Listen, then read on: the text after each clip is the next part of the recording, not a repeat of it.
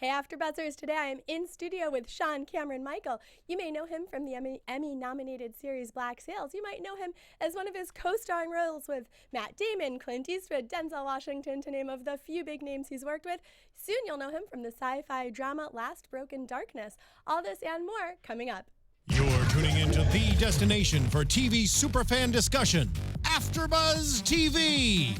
And now, let the buzz begin. Hello, audience. I love the clapping. It is I my do love the favorite. clapping, right? Right? It's almost like you want to sort of curtsy or bow to all the clapping. Absolutely, because you can't go wrong with a big, happy audience, right? Exactly.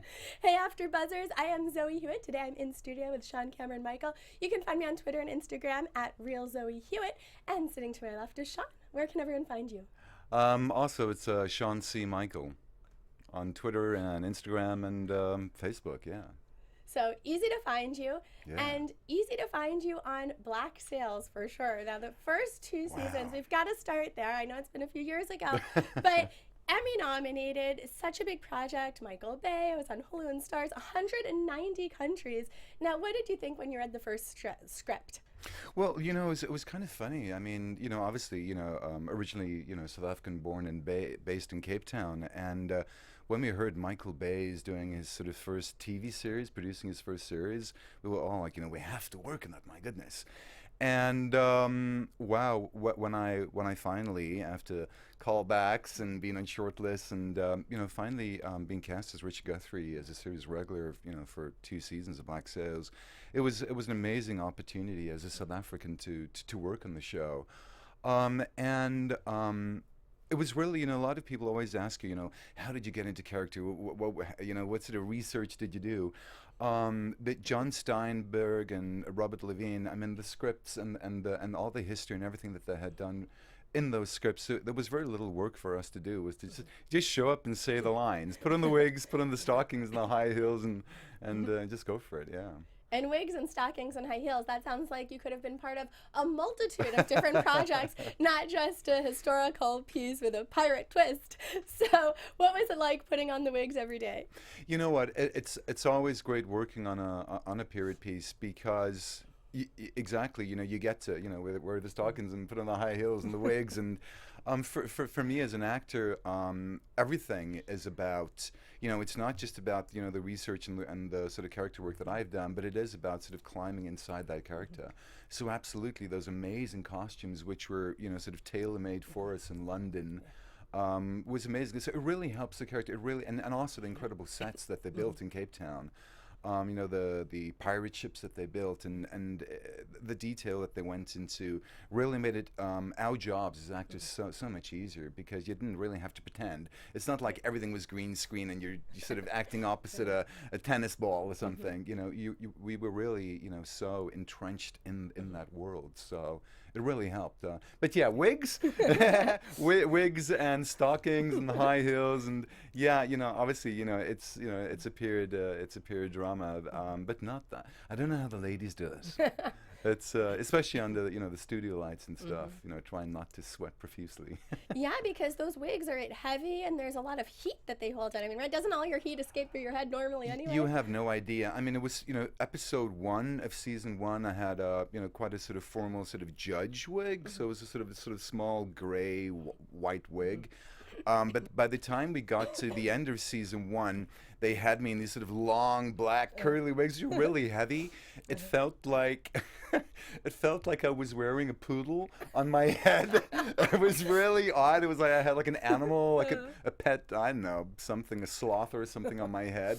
So that was so when we got to season 2, I sort of spoke to John and Robin and was like, you know, Richard Guthrie's now been living in the plantations, you know, with Mr. Underhill. Maybe he's lost the wigs and all that. And they were like, yeah, that's great. Yeah, let's lose the wigs. And so it was great for me for season 2 of Black Sails to be able to lose all that and really sort of focus more on the character and his backstory. Without worrying that your sweat was going to be dripping down your face in every scene. Yeah. I mean, the funniest moment really for me from Black Sails was in season 1, where there's a scene, wonderful fellow South African actor Hakim K. Kazim, who was playing Mr. Scott, and there's a scene where myself and Mrs. Barlow and having this conversation in a home, and then I need to get dressed to go out, and Mr. Scott sort of comes up to me and sort of we're having a conversation. He's helping me sort of get dressed, and then he sort of puts on my wig. But as I don't know if you know, but when you put on a wig, especially for TV, you know, it's usually fitted and pinned and clipped and all that sort of thing. But obviously, it was part of the scene, so it took a couple of takes for him to sort of put the wig on, and the wig to not sort of cover my eyes or whatever, without it sort of being skew or ridiculous or whatever. So that was lots of fun. It was really a great show to work on, and a wonderful opportunity for me as a South African. Yeah. And so with those wigs, I've never worn a big wig like that. And I guess what I imagine is sort of like on TV and in the movies, like that it just sort of falls off. But they must be, are they pinned on? Like, how is it on so securely that you could do anything and move around? Oh, wow. I mean, there's so many sort of hair clips and pins that go into securing it. But obviously, if you're doing a scene where you need to, you know, take off the wig or put on the wig, then obviously you have to sort of remove those 20, 30 clips and pins that are keeping it in place. And you can always see, here's the trick, you can always see in a period piece when somebody's, you know, obviously wearing a wig, you can always see if it's been pinned on, because it's really, really tight. You can hardly see the hairline or anything. But if you can actually see the person's normal hairline, then you know that something's going to happen. They're going to be taking it off or something. So you can usually sort of see in between takes, they'll go from the sort of perfect wig as if it's their own hair to wait a second, something's going on here. So, but I like that trick. I'm gonna use that. I'm like, pay attention now. yeah. Because I've been catching up on the Americans, and they're constantly wearing wigs in that show, and that's what made me think of it. Because I mean, they do all sorts of things, and those wigs Isn't that on. an awesome show? It is. I love the Americans. I was so fortunate to actually work with one of the actors on that. Who played a Russian character on the show when I was working on Shooter. But yeah, the Americans, it's always so interesting for me, because you always wonder, but where did these characters in the Americans, where did they get to be such great makeup artists and hairstylists? It was part of their training in Russia, clearly. There we go, because they just like effortlessly, go to these like perfect hairstyles and perfect makeup and wigs. And it's so believable. I was like, damn, they're good. They are. They're so good. Obviously, theater trained. Obviously, because obviously in the theater, you're doing your own makeup and your own hair and stuff. So. Yeah, no, their hair and makeup people, it's amazing. So how long did it take you then every day? Because I guess with men too, I picture that the wig just sort of plops on a little more and off you go. But no, not if you're saying you have like 30 clips in there. With Black Sails, we maybe spent sort of 2-3 weeks in preparation. Sort of doing show and tell with different costumes, different wigs. And it was quite funny when sort of the sort of top guns at or the top brass at Stars sort of saw me for the first time in these wigs. They were like, that looks odd. That looks kind of strange, but the detail and the research that it was very, very specific. You can really go into those history books, and that's what it looked like. So yeah, sometimes we could spend maybe 2-3 hours in makeup and hair trying to get it to. And obviously for the guys it was a lot easier. For the ladies with the corsets and those enormous it was really, really intense. Right. So yeah, usually sort of 2 hours in makeup and hair. Yeah. And that is a long time to just imagine sitting. It's almost hard to comprehend, or like when we hear about some of these movies with like body paint or something, and it's like hours and hours of prep. You know it's actually great, because usually when you're sort of sitting in the makeup trailer, you're or in the makeup room, you're sort of talking to the other cast members, and you're having a cup of coffee, and you're looking at your sides and going through your lines. So then there's other stuff to sort of focus on and try not to fall asleep and nod off. And it's not like you're by yourself in like a black box. Right? Exactly. Yeah. It's not like torture where you're alone. Solitary confinement. I think it's the only time, especially for a lot of us who are sort of more sort of method actors. So we really sort of the minute we walk onto that set and the costume and the makeup and the wigs and all that's on, then we're ready to sort of climb into character. So it's really in that makeup trailer, in that sort of transformation process where we're maybe we've kind of been real with one another, and I'm being Sean and whoever. So that's the first moment before we actually sort of climb into our characters, before we walk in the set. So it's actually quite transition. I love that. And so your character did not make it out of season 2, sadly. Yeah. So how did you find out, or was it flipping through the script? As we discussed earlier, I mean, what would happen, what's wonderful about, for me, what I found about American television is that very often you've got those writers on set with you, or this constant you're in constant contact with the writers and the rest of the producers on the show. So they're really continually writing those scripts. So what will happen if they introduce a new character, maybe only for one episode, and they go, wow, this actor's really great. They're really bringing something exciting and new to it. Then they would maybe expand that character. So what they thought was going to be one episode becomes 10 episodes. Or they say, or they decide, okay, we need something really dramatic to happen. Okay, let's kill off this character. So to answer your question, yeah, I mean, so every time that you kind of get a new script, you're always quickly paging through it. Am I still alive? Have I died yet? But yeah, it was really a case of I got a phone call from the guys, and they were like, okay, we needed to do something dramatic in season 2 for Elena Guthrie's character, and the most dramatic thing we could come up with was killing her daddy.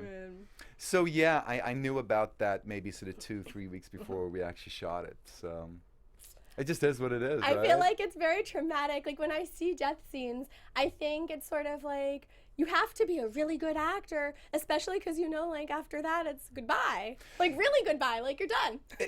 It's so crazy, filmmaking. I think a lot of people maybe who obviously not involved in the industry, they think it's all glamorous and it's all amazing, and until you die. Well, but besides, but the actual filmmaking process, you're sometimes 12, 14 hours on set, and I've worked in some shows where we'll maybe do 25 takes of one scene. It's just pages and pages and pages of dialogue. So when you're, especially if you're shooting on location and it's long hours and night shoots, your cast and crew really become family, and especially if you're working on a show for months or seasons. So when it's absolutely true what you say. When it comes to that last day on set and your character's dying, whatever, it really is. It doesn't take a lot to get emotional about it, because you're going to kind of be saying goodbye to the guys you've been working with for so many months or so many years. So it is sad. It is sad to say goodbye. But it's so much so, especially with theater. With theater, you often sort of rehearsing for maybe 1 or 2 months and something, and maybe you've got a run that could be maybe 2-3 months. So it's certainly with theater work, it's the same kind of feeling where you're sort of coming together and spending months of your lives intimately getting to know one another. And when that production comes to an end, it is really, really sad. And you always go, yeah, I'll see you soon, we'll stay in touch. But obviously, everybody's moving on to other projects and stuff. So, yeah. Everyone's busy. Exactly. It just makes me think, too, like, when people give notice at their jobs, or, even school, like you're about to graduate, it's sort of like you've got one foot out the door, you might not care quite as much, but it's like, you don't want to screw up your big death scene either.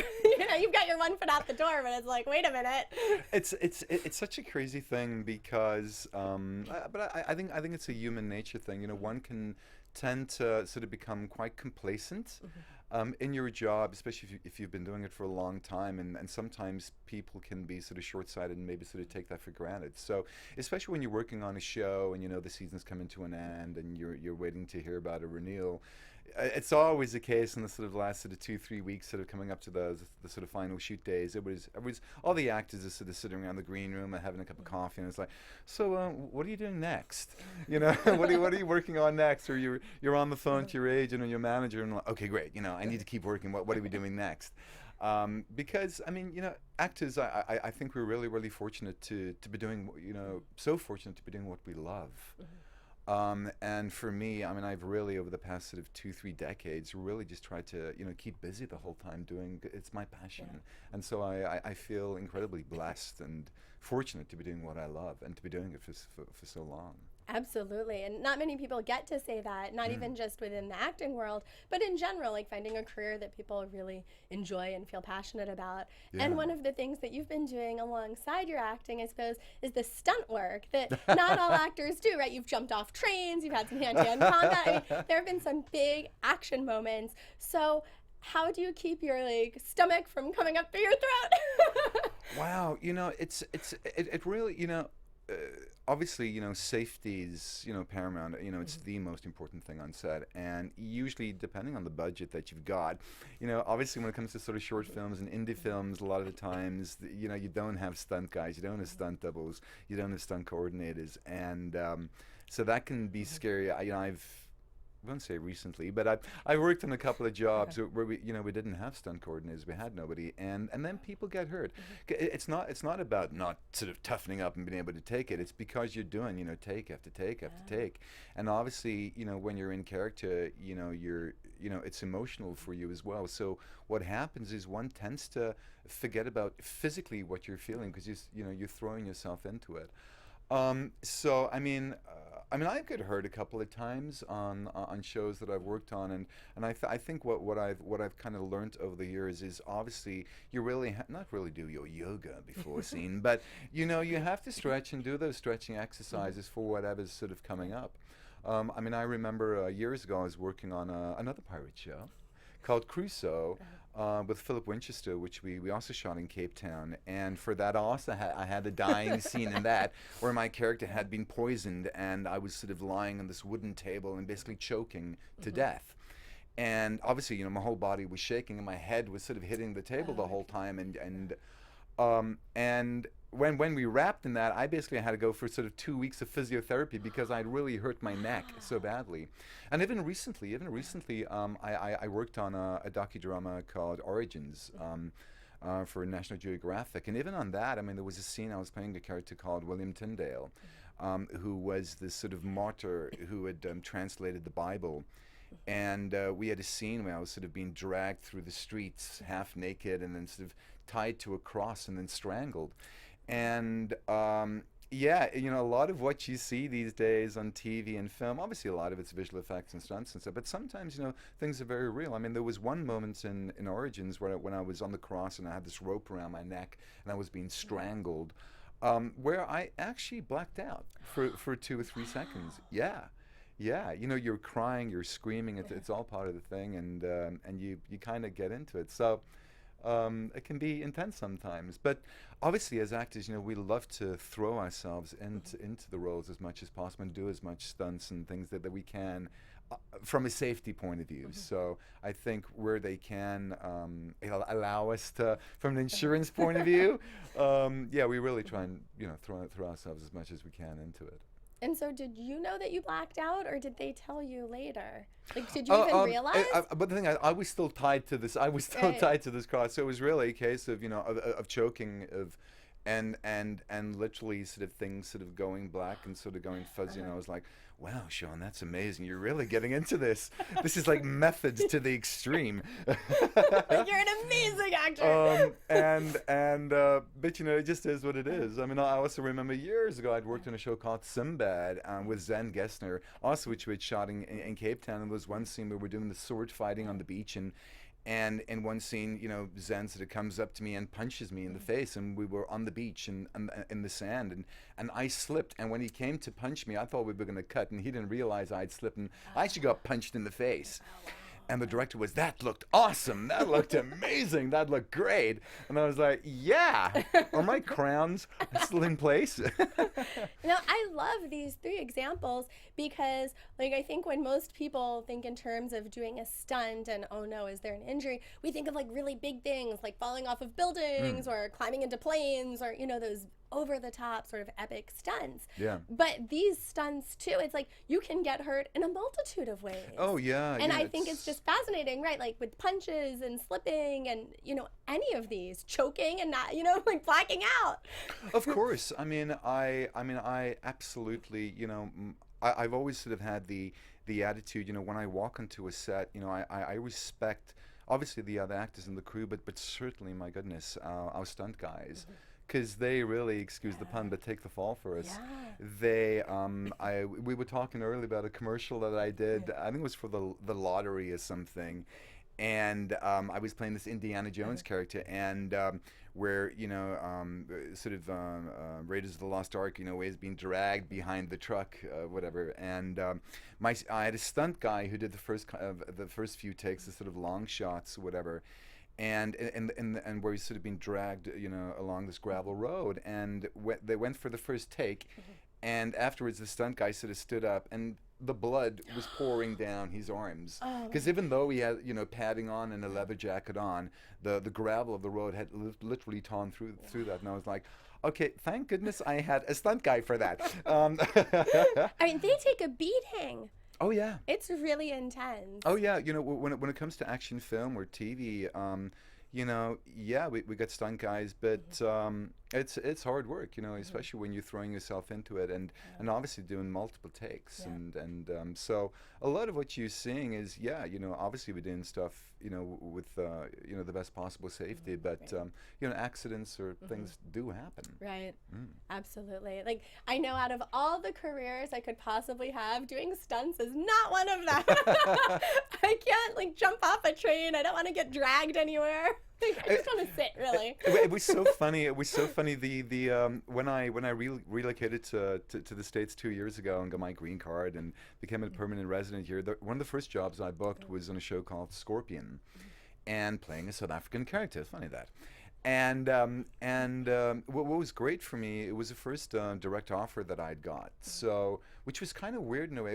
I was honored, you know, just being offered a role on a show. But at the same time, you kind of walk in a set and you haven't really met the director, the producers, anybody. And it was so funny because my first day on Scorpion, I walked in the set and the armorer came to me. He was like, "Okay, so here's your guns. Yeah, I mean, you've done 24, you've done strike back. So obviously you're comfortable with, you know, with Uzis and AK-47s." And I was like, yeah, okay, just show me, where do I press the button? Where's the trigger? How does it? Because, yeah, a lot of people, especially when you've kind of been around for a while and you've done a lot of action stuff, a lot of people kind of take it for granted that you've kind of done everything. And luckily, you know, I'd also sort of trained in the army and the infantry for 2 years back in South Africa in my sort of late teens, early 20s. So yeah, that was kind of funny. You know, being able to on shooter do some weaponry work and stuff and that. Yeah, I mean, and I think what's surprising maybe to a lot of people, it was to me, is I was on set one time and a prop master showed me like all the guns, that they are real guns. Like, I always picture like just, it's lightweight plastic, but they're heavy. Like, I had never touched a gun before. Oh yeah. And I was kind of shocked. Oh yeah. I mean, on you know, the last show that was on TV or that I did, Shooter, for that. You know, Shooter was an amazing experience for me. When you know, when I signed on for it, I knew that, you know, the character would maybe be around for 1 or 2 episodes and possibly more. We were sort of waiting to see what scripts were coming in, and eventually, what happened? They you know, made the role a lot bigger. And so when it came to the sort of season finale of season 1 of Shooter, yeah, they had me with shotguns, walking through the streets with shotguns and really firing off blanks. And obviously, you know, you get to a different kind of blanks, you know, for, not that I'm that technical when it comes to guns and all that sort of thing, but, you know, it's, you know, do we want, you know, a big bang or a smaller bang or a big puff of smoke or a smaller puff of smoke? So, yeah, I mean, those are real guns. You know, you're firing off rounds, and there's quite a bit of kickback on them. But, you know, absolutely, the stunt guys and the armorers and that, you know, who are working with you, the safety elements that are on set, you know, it's amazing. You know, what I find tricky, what a lot of people might not know, is that whenever you're firing a gun on set, you kind of by law really have to be wearing earplugs. That I did not know. So what makes that tricky is then suddenly everything is muffled, everything that you're hearing. So you're maybe in the distance, you're hearing action, you know, and very often you're not hearing cut because everything's blocked out. And so it's kind of, for me, especially on Shooter, when I was, you know, doing a lot of, you know, shooting. Funny that. It was kind of like being in a sort of virtual reality video game or something, because you really are kind of in your own head because of the earplugs. But it's really just a safety thing. And so what happens with cut then? Like, are there people waving their arms like, enough? Usually somebody will be sort of be on a foghorn or something. Cut! I said cut! Or whatever. No, but, you know, as I say, you know, safety is always great on set. And, yeah, it's exciting doing the action stuff, and it's exciting, as we said, you know, being able to literally physically throw yourself into stuff. And you want them to be extra careful, regardless of it being a blank or not in the gun also. I mean, these are just like the stunts, just like shooting. These are all things that you want that extra layer of security. You know, you do, but it's one of those funny things as well, is that, you know, when I sign up for a project, I mean, I genuinely, for me, it's not just another job. I really genuinely care about it. I really want to be able to, you know, consistently do my best possible work, right? And so as an actor, you really, as I said before, literally throw yourself into that role, and whatever they need you to do for it, you know, you go for it. And at one point actually on Scorpion as well, you know, there was one scene where I was sort of running down a road and sort of firing with this gun, but you know, the gun was quite close to my face, and I was maybe firing off, I don't know, 20, 30 rounds. And at one point, obviously it was blanks, but at one point I could actually see the bullets kind of flying past my head or past my face. And I had this gunpowder in between takes. We had to wipe the gunpowder off my face. So yeah, it's acting, but it's pretty real. You know, because you really, you know, in the moment with it. Yeah. Maybe a little too real. I don't know if bullets wasn't past your face. Yeah. That was pretty intense. But yeah, it looked great. So that's the most important and that's thing. Right. I was going to say, that's the most important thing.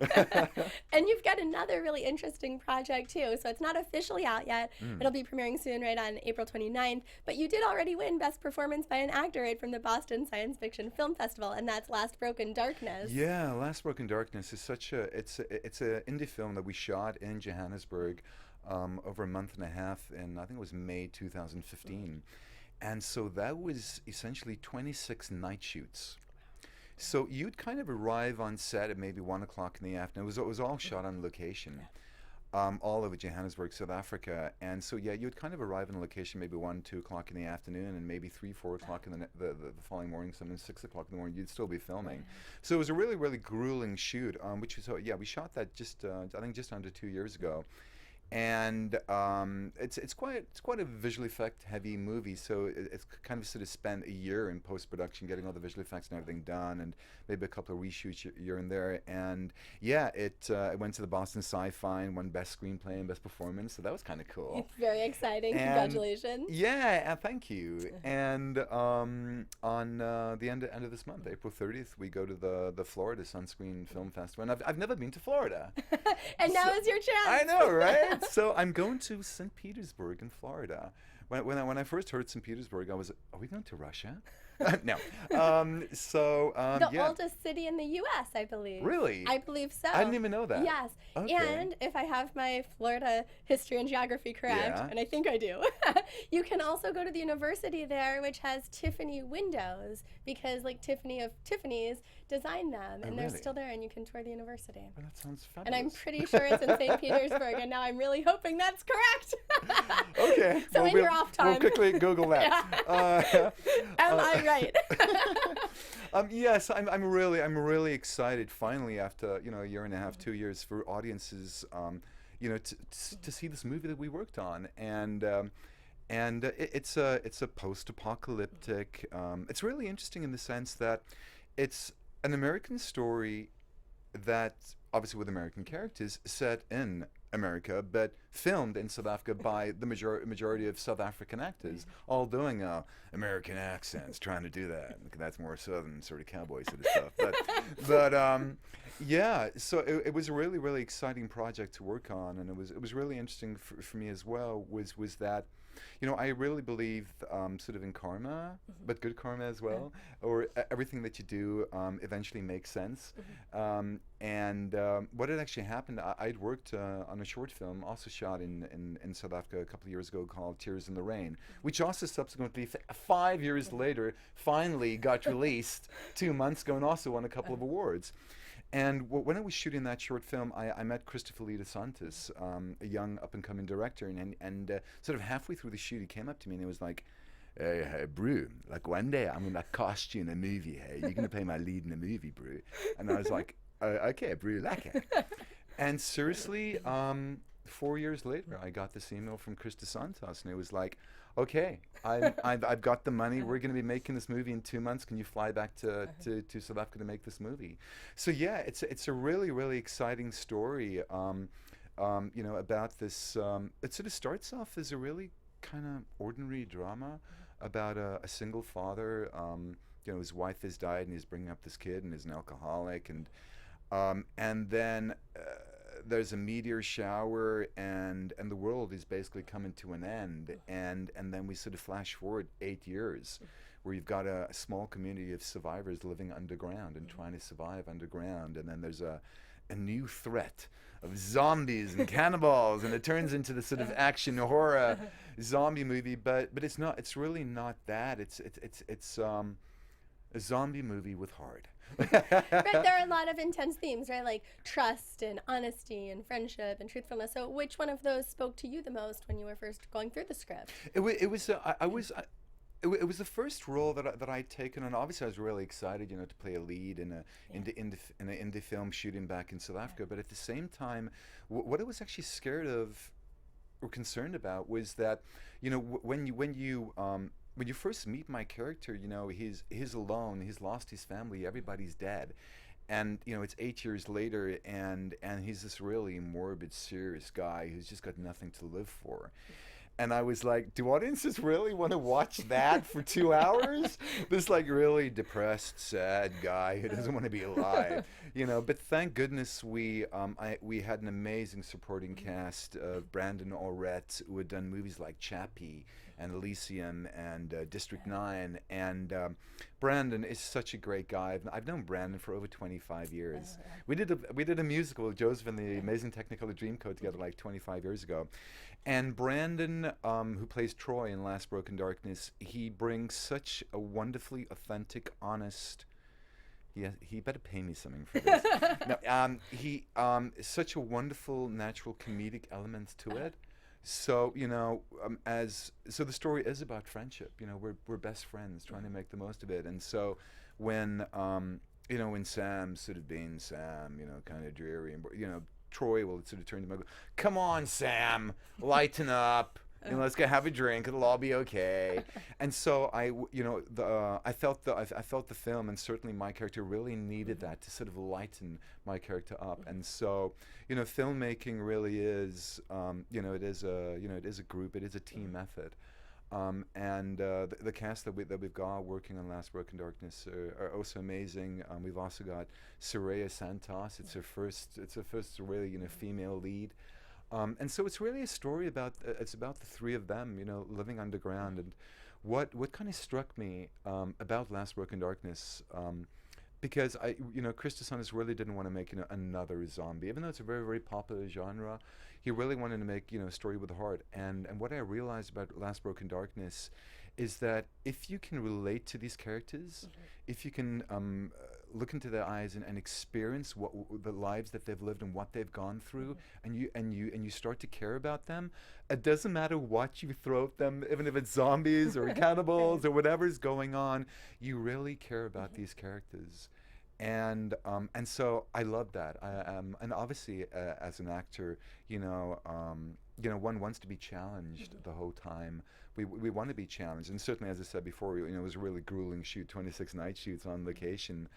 But for me, all the roles that I kind of play, I obviously I don't want these to be one-dimensional characters. I want them to be. I know it sounds awfully theatrical, but I want them to be layers to the character, to color those characters. And so it was a really, really great, challenging role to play.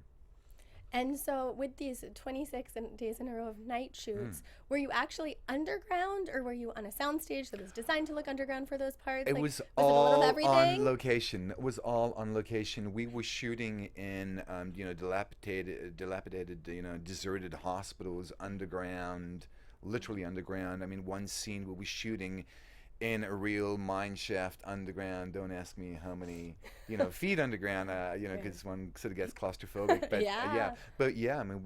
all that stuff was shot on location. And it's kind of funny because, as I said before, you always sort of throw yourself into a role. And we were shooting in Johannesburg in a place called Soweto. And we had to scale up the side of this power station, which was, I don't know, 50 stories up in the air. And you're sort of climbing up the side of this thing on this rusted sort of ladder that's kind of loose. Oh my God, so I couldn't do that. Yeah, seriously. I mean, Soraya's probably going to hate me for saying this, but when we had to, because we had to climb to the top to sort of get on the inside to film some scenes in the inside of this tower. And at one point, Soraya was like, "Oh my God!" She was actually crying. I would be. I get it. She was like, "Sean, my God, why are we doing this?" And I was like, it's gonna look amazing. It's gonna look amazing. It's all gonna anyway. And you know, the thing is, you know, all those fears that we naturally have, you know, of heights or whatever. You know, once the cameras are rolling, you just have to sort of lose yourself in that world and really just trust your director and the stunt guys and the team around you that everything's going to be safe and it's going to be okay. So, yeah, it was a grueling shoot and there was some scary sort of stuff that we had to do, but it was lots of fun. I can totally understand that.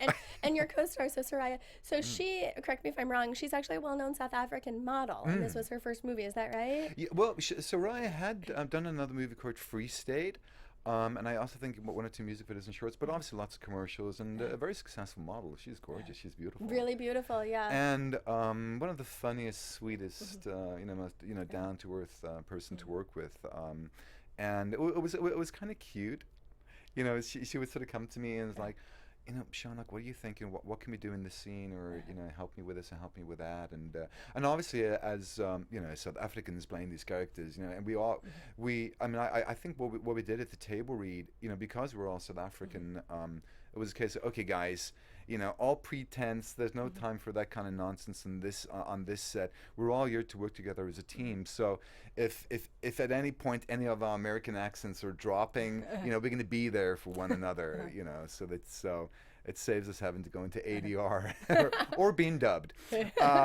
So yeah, Soraya was amazing to work with. You know, the camera just loves her, and it's one thing that I find really, really interesting. I don't know what it's like here in the States, but certainly in South Africa, very often when models, when very, very successful models want to sort of break into acting, a lot of casting directors don't sort of take them too seriously because, oh my God, you're a model, you know, you don't know how to act. And what's so ridiculous about that sort of opinion is because with models who do a lot of photographic work, they know how to, you know, make that camera love them. And so when they're on camera, they know how to work that camera. They know exactly what that camera is seeing and feeling, and they know exactly what, you know, how, you know, to give less, because always less is always more. And so she was amazing to work with. I think she's got such an amazing future ahead of her. So yeah. Absolutely, and I know we're all going to be looking forward to seeing the movie when it comes out officially because it looks fantastic from the trailers and things that are available online. Yeah, you know, obviously right now, you know, we're doing the whole sort of festival circuit. I know that they're also taking it to Cannes as well to get sales there as well. So hopefully it gets, you know, big nationwide, countrywide, you know, theatrical release. Yeah. Absolutely. Fingers crossed. Yeah. And before we wrap, another question. I know that as a kid, right, you would write letters to all your favorite actors asking for headshots and saying like, hey, will you send me a signed headshot, right? You've got quite a collection going. So have you ever actually confessed to any of the actors that you worked with, like, I've got your photo at home, or I did have your photo at home? You know, it's kind of, it's actually amazing. It's actually amazing. Years ago, they shot the Invictus movie in South Africa with Matt Damon and Morgan Freeman, and obviously Mr. Clint Eastwood. And yeah, when I was maybe 10 years old, I'd actually, you know, written out a postcard and sent the postcard off to Clint Eastwood and was like, you know, please can I have your autographed, you know, photograph or whatever. And so I've got, you know, the one wall in my home actually in Cape Town is just, you know, all these photographs and Clint Eastwood's in one of those photographs. So no, I didn't. I would have felt too stalkery to go like, 20 years ago I wrote to you and asked you for a photograph. Now finally we meeting. That would have been odd, well, right? When you put it that way, yes, that's odd. That is creepy. However, if you'd been like, hey, Clint, like 20 years ago. Do you remember? Do you remember? Okay, maybe I can't make it sound good either. Yeah, no, there's nothing more exciting than it was so funny because when I was working on Invictus, I mean, it was such an awesome experience just watching and learning from these legends, right? And it was actually only months later that I'd actually realized, wait a second, I'd actually written to him 20 years ago, and now he's actually on my wall, and I've actually got Months later, you realized, No, seriously, no, that would have been weird. It's like, yeah, let me one by one. Flip through my photos. Actually, a lot of them are actually dead now. Some of the people that I'd written to, like Dean Martin and stuff like that. That's the excuse. Well, they're not alive anymore. Well, if people want to write to you for your Signed Headshot. Where can people find you on social media? On Twitter and Instagram, it's Sean C. Michael. And also on Facebook, got a Facebook page, and I've also got a website up, seancmichael.com. So, yeah, I love, on Black Sails and certainly with Shooter and Scorpion, the fans have been so supportive. And, we're doing these shows, for you guys. That's who it's all about. And so I really love to, interact with the fans on social media. So yeah, hit me up. Signed headshots are coming. Thank you. And I'm Zoe Hewitt. You can find me at Real Zoe Hewitt on Twitter and Instagram. You can also find me right here on AfterBuzz. In just another few minutes, I will be talking to Rob Lake. You can also find me here Monday evenings hosting our Shark Tank after show. Thanks so much for joining us. We'll see you next time. Bye-bye. Cheers. From executive producers Maria Menounos, Kevin Undergaro, Phil Svitek, and the entire AfterBuzz TV staff, we would like to thank you for listening to the AfterBuzz TV network. To watch or listen to other after shows and post comments or questions, be sure to visit AfterBuzzTV.com. I'm Sir Richard Wentworth, and this has been a presentation of AfterBuzz TV. The views expressed herein are those of the host only and do not necessarily reflect the views of AfterBuzz TV or its owners or principals.